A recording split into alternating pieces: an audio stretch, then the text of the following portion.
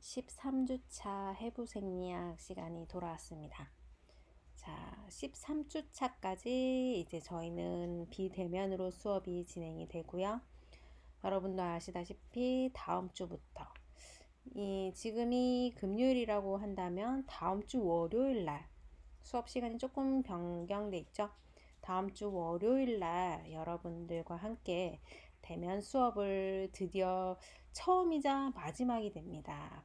대면 수업을 진행을 하고 그리고 그 다음 주가 또 바로 이제 제2차 직무 수행 능력 평가로 기말고사 시험이 되겠죠. 자, 그러면 오늘도 조금 더 열심히 마지막 온라인 수업이니까 좀 더 열심히 힘을 내서 수업을 한번 같이 해보도록 하겠습니다.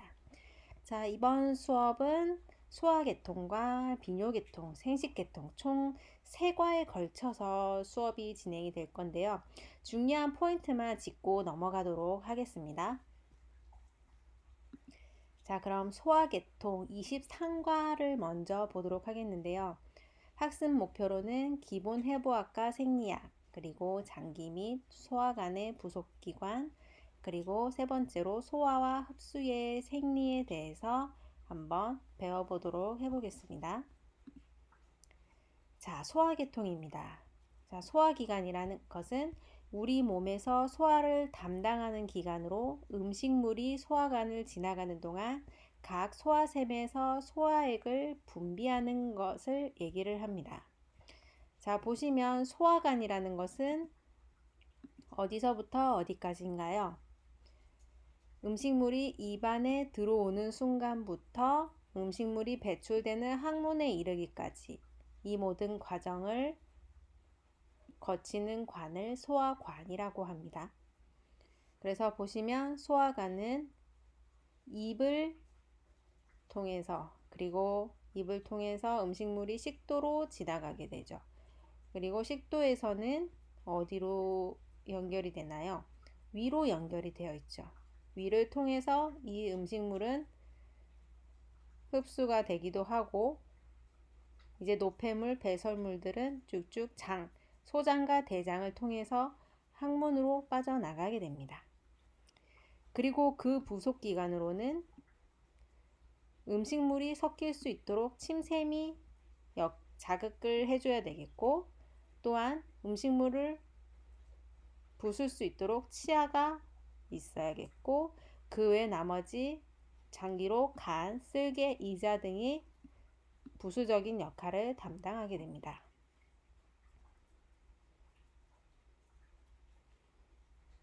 자, 그럼 소화란 무엇인가라는 것은 음식물을 작은 덩어리로 쪼개거나 소화액과 섞는 과정을 모두 일컬어 일명 소화라고 합니다. 자, 소화의 특징은 두 가지가 있습니다. 기계적인 소화가 있고 그리고 화학적인 소화가 있습니다. 먼저 기계적인 소화를 한번 보도록 하겠습니다. 자, 씹는 운동, 그리고 꿈틀 운동, 분절 운동. 이 꿈틀 운동이라는 것은 연동 운동이라고 보시면 됩니다. 자, 연동.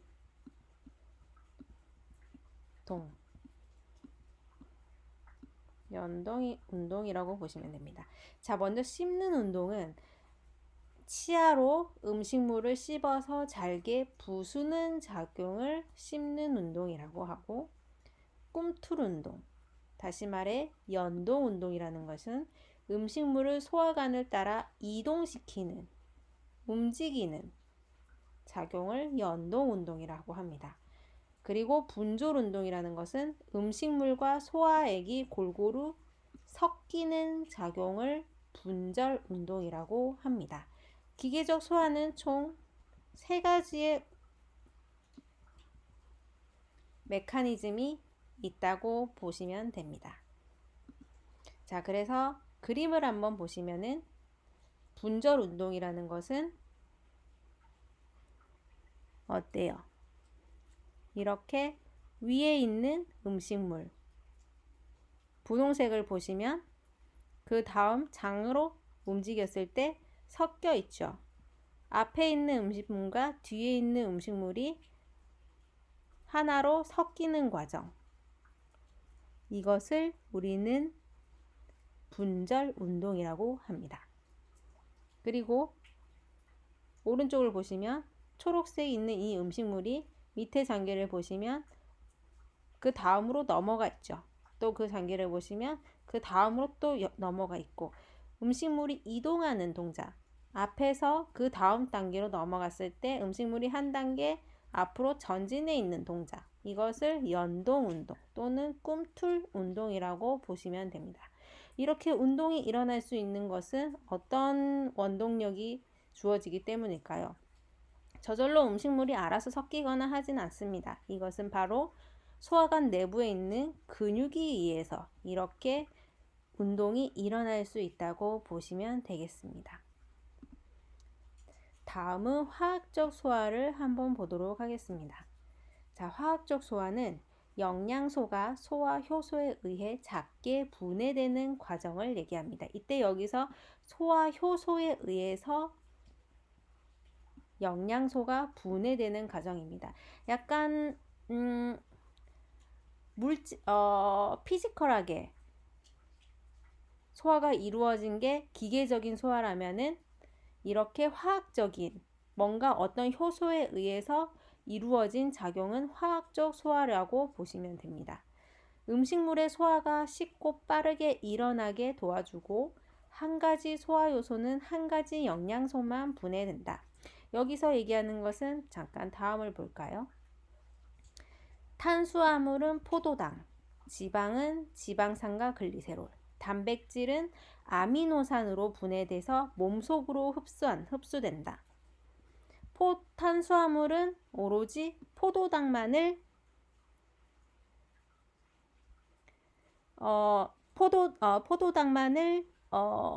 분해하고 흡수하는 작용을 하고, 지방은 오로지 지방산과 글리세롤을 분해하고 또 흡수하는 역할을 하고, 단백질은 아미노산으로 최종 분해돼서 몸속으로 흡수된다고 했습니다.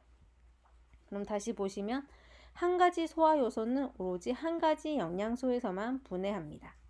그리고 단백질로 구성되어 적당한 온도, 35도에서 40도 정도의 온도와 적당한 산성도, pH에서만 작용을 하는 게 화학적 효소라고 보시면 됩니다. 어떤 환경에 있어서 어떤 조건이 충족이 되어야지만 이런 소화가 잘 이루어질 수 있다고 보시면 되겠습니다. 자, 그래서 소화의 최종 생산물은 소화관 내층의 혈관으로 흡수를 하고, 소화된 영양소는 온몸의 각 세포로 전달이 되게 됩니다. 그리고 소화와 흡수되지 않은 음식물은 마지막으로 분변으로 배출이 되게 되는 작용을 우리는 소화라고 얘기를 합니다.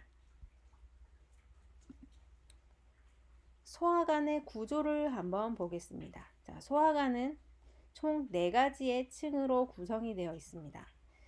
자, 소화관의 가장 안쪽에 있는 층을 우리는 점막층이라고 하고, 그 위에 있는 층을 점막 하층, 그리고 그 위에 있는 층을 근육층, 맨 바깥쪽에 있는 층을 장막이라고 얘기를 합니다.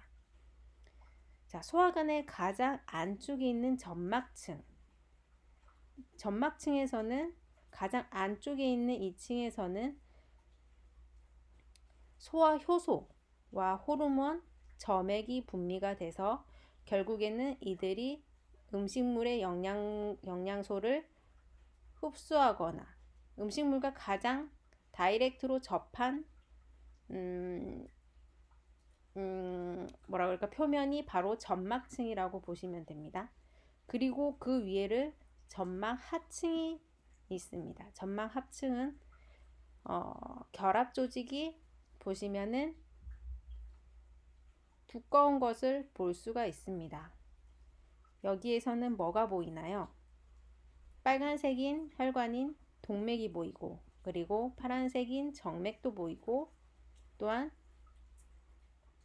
여기 보시면 이것은 림프관입니다. 림프관도 있는 것을 볼 수가 있고, 그리고 이 점막 하층에는 뭐가 붙어 있나요? 여기 신경이 지배를 하고 있는 것을 알 수가 있습니다. 그리고 그 위에 있는 근육층을 보시면 근육층은 총 두 가지의 층으로 나뉘어집니다. 돌림근층과 세로근층이 있습니다. 자, 이 근육층 같은 경우는 이 근육층에는 자율신경이 이 돌림근층과 세로근층 사이에 존재를 하고 있습니다. 특히 자율신경 중에는 우리가 알다시피 교감신경과 부교감신경이 있습니다. 평상시 우리 몸이 소화를 할 수 있도록 우리 몸이 좀 긴장되지 않는 이상은 평상시에는 소화가 잘 이루어지죠. 이것은 자율신경계 중에서 부교감신경이 작용을 하고 있기 때문입니다. 이것은 다시 말해서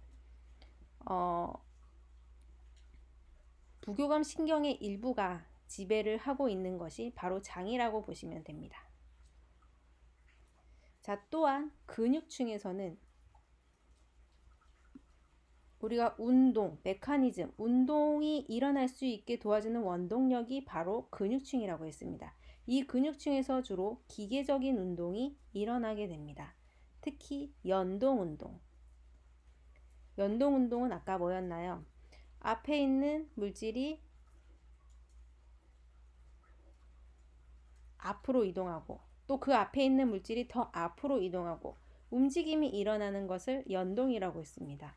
이 연동 운동을 통해서 음식물을 이동시켜주는 기계적인 역할을 역시 하고 있습니다. 그리고 장막을 보시면 장막은 가장 바깥에 있는 결합 조직이죠. 가장 바깥을 싸고 있는 결합 조직이고 이러한 구조는 역시 위뿐만 아니라 모든 장기에 있어서의 거진 같은 네 가지의 특성을 보인다고 알고 계시면 되겠습니다.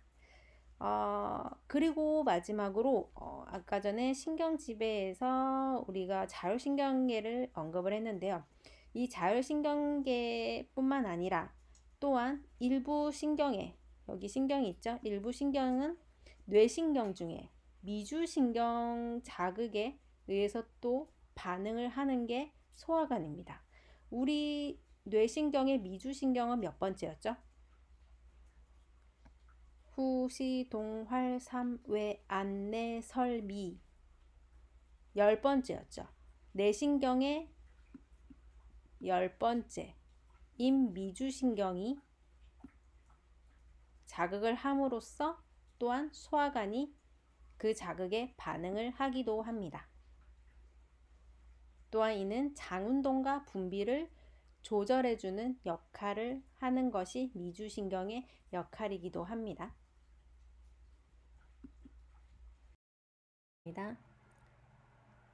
자, 우리 소화관에 대해서 좀 알아보았는데요.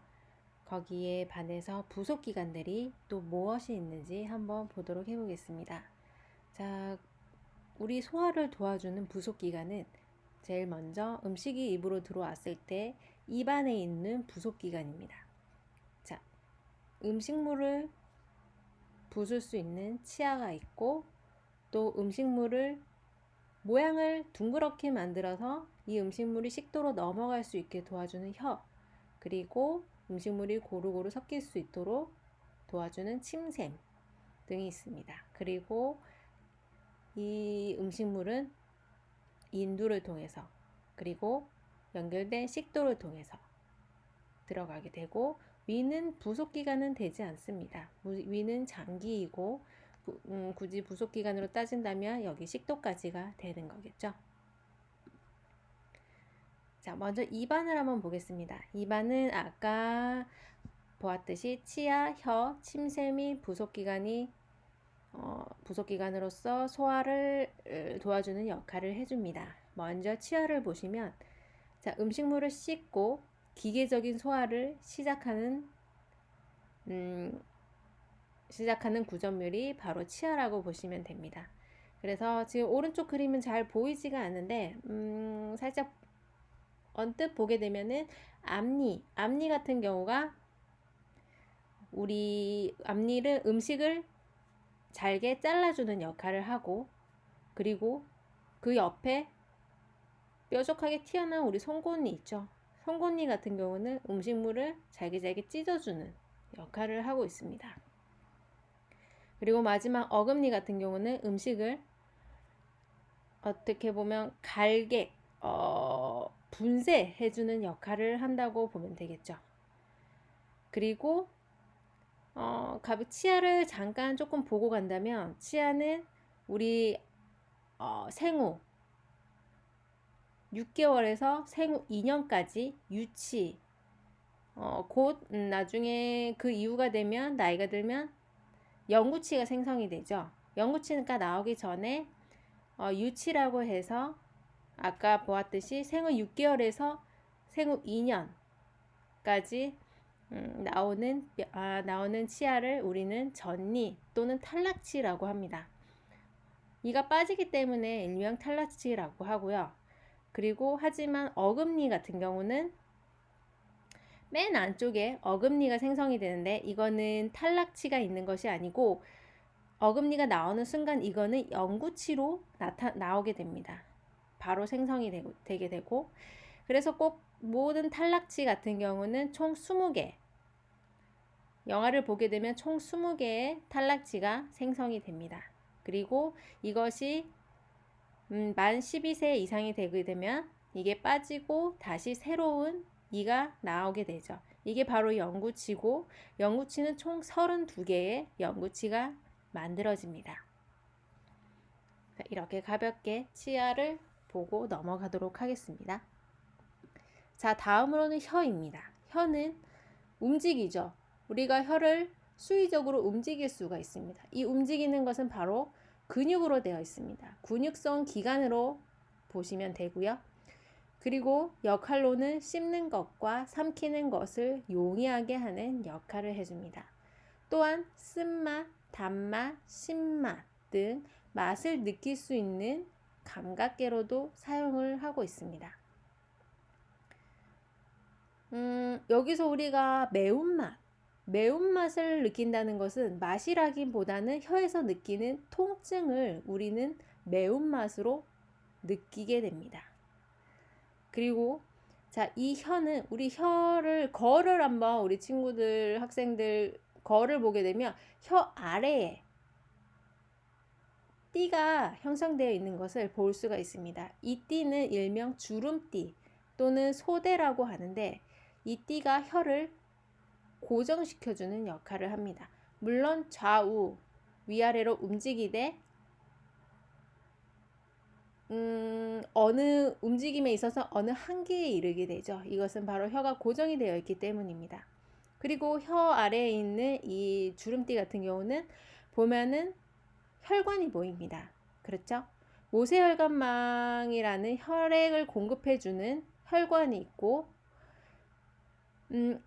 다시 말해서 이 혈관이 있다는 것은 우리가 흡수율이 유달리 혀 아래에 흡수율이 다른 입안에 있는 부위보다는 흡수율이 상당히 빠릅니다. 혈관이 있기 때문에. 그렇기 때문에 예를 들어 설화정이라는 우리 약물이 있는데, 이 약물 같은 경우는 어떻게 보면 응급시 사용되는 약물입니다. 다시 말해서 심장에 갑작스런 어떤 약물을 주입을 시켜야 된다고 가정했을 때 바로 혀 아래에다가 이 약물을 투입을 하게 되면은 상당히 빠른 시간 안에 이 약물이 흡수가 되기 때문에 어떻게 보면은 이 혈관으로 인해서 이렇게 흡수율이 빠른 거죠. 그 글을 보시면 혀 밑에 넣고 녹여 먹는 약으로 설화정은 약이 혀 점막에서 흡수가 됩니다. 협심증, 심장에 있는 협심증에 사용하는 이런 약물 성분이 있는데, 삼키거나 씹지 말고 혀 밑에 넣고 바로 녹게 되면은 흡수율이 상당히 빨라서 바로 심장에 전해지게 되는 것입니다.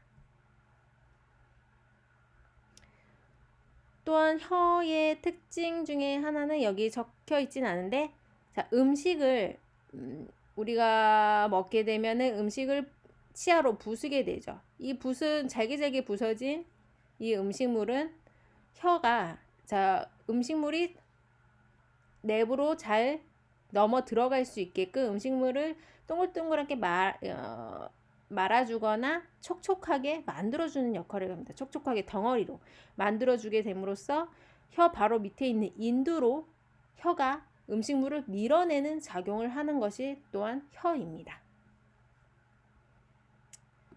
다음은 침샘입니다.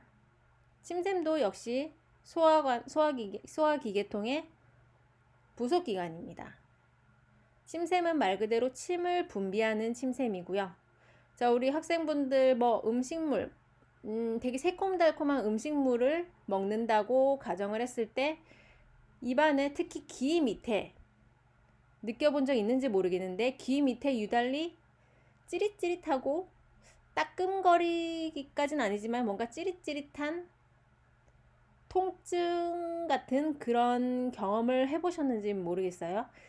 그것은 바로 침샘이 바로 또 귀 아래에 위치해 있기 때문입니다.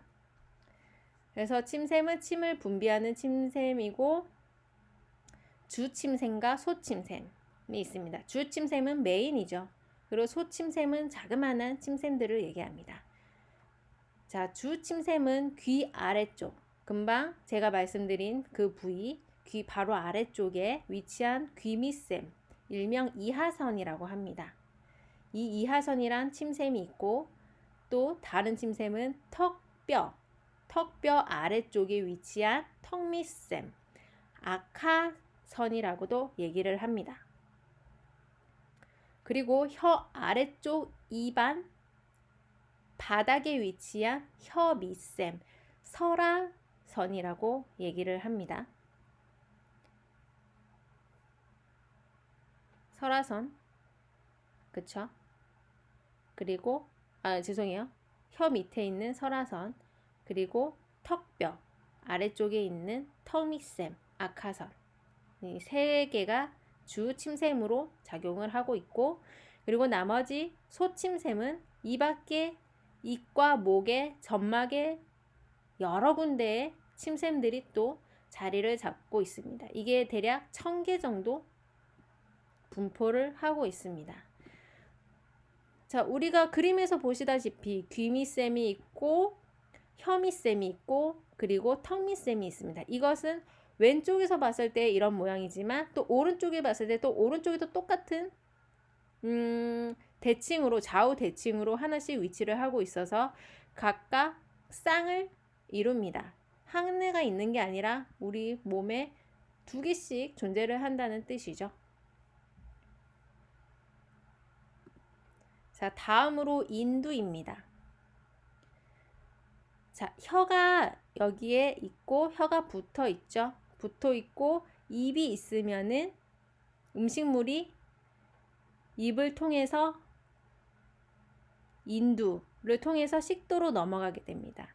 이때 후두덕계가 또 여러분 여기 보이시죠? 후두덕계는 위치가 뭔가요? 후두덕계는 음식물이 기관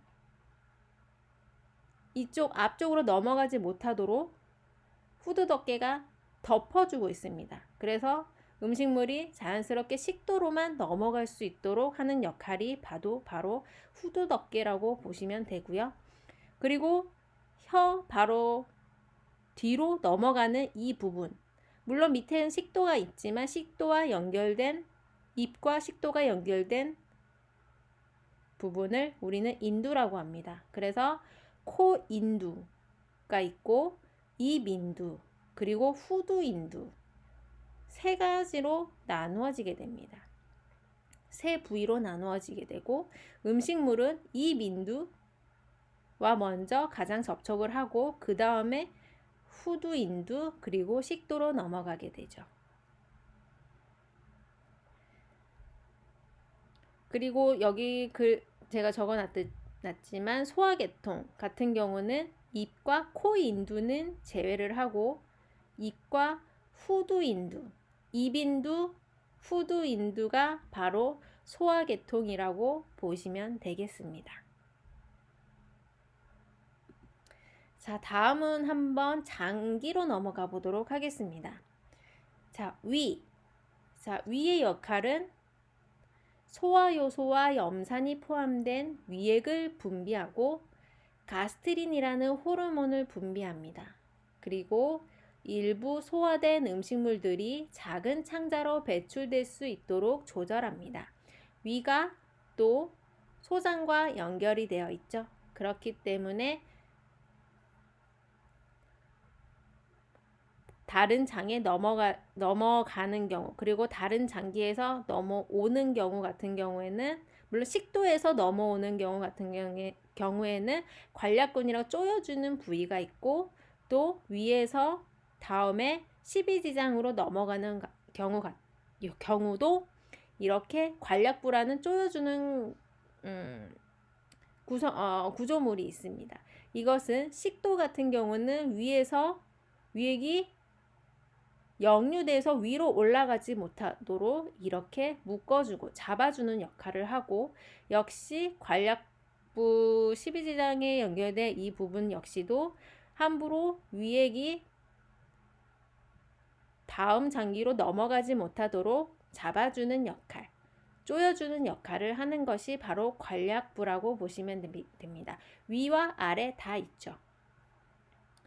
그리고 음식의 소화를 돕는 것이 위이고, 나머지 5번째는 소량의 수분과 용해된 물질을 흡수하고 알코올은 효과적으로 흡수한다.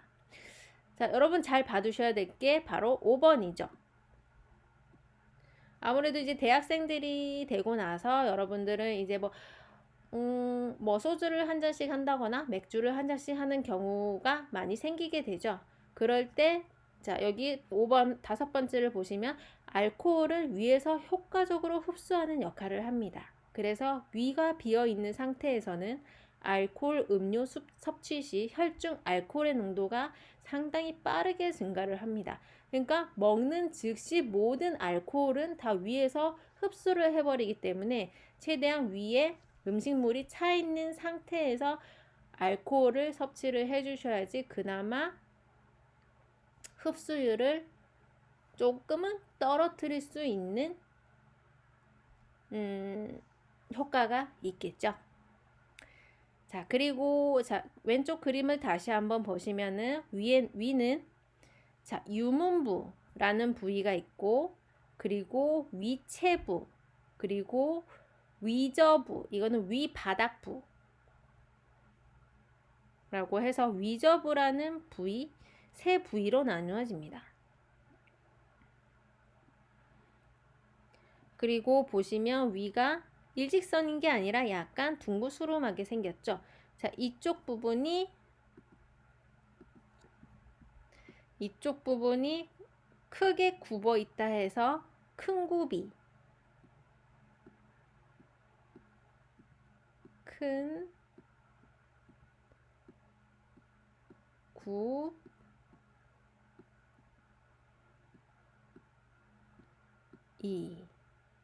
큰 굽이 대만이라고 하고,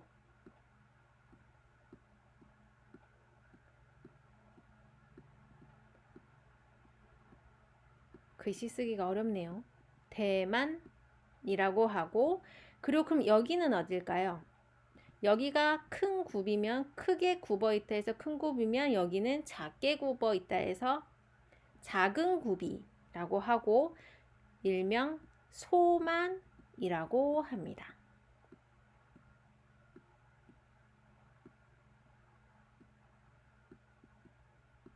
소만, 그쵸? 소만이라고 합니다. 이렇게 봐두시면 되겠고, 자, 위가 근육으로 또한 쌓여져 있는 것을 볼 수가 있는데요. 또 한 근육이 아니라 3층으로 이루어진 근육으로 구성이 되어 있습니다. 그쵸? 하나, 둘, 3층으로 이루어져 있고, 이는 위가 또한 어떤 운동의 역할을 하는지. 자, 기계적인 운동, 연동 운동, 분절 운동과 같은 기계적인 운동을 하는 것이 바로 위가 됩니다. 또한 위는 근육이 있기 때문에 기계적인 운동이 가능하다고 보시면 되겠습니다.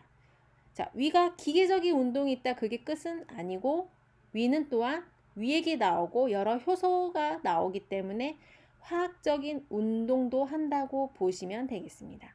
화학적인 운동이 가능한 효소를 보유를 하고 있습니다. 그래서 보시면, 자, 점막 안쪽을 보시면 안쪽이 점막으로 구성이 되어 있고, 이 점막은 다시, 자, 이 모습을 하나를 뚝 떼어서 왼쪽 거를 확대해서 보면은, 자, 맨 안쪽에 이렇게 돌기가 하나하나 다 붙어 있습니다. 이것이 점액세포라는 돌기가 있고, 그리고 또 점액세포가 모두 붙어 있는 것이 아니라 띄엄띄엄 벽세포라는 세포도 붙어 있습니다. 하얗게. 그렇죠? 그리고 그 아래쪽에는 바닥에 붙어 있는, 이쪽 바닥에 붙어 있는 주세포, 파란색 부분, 주세포라는 또 세포가 있습니다. 총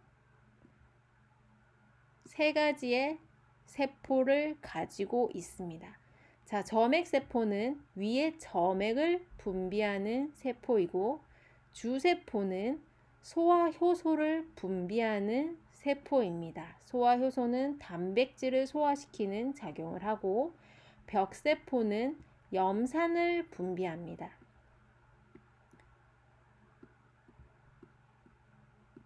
염산을 분비합니다.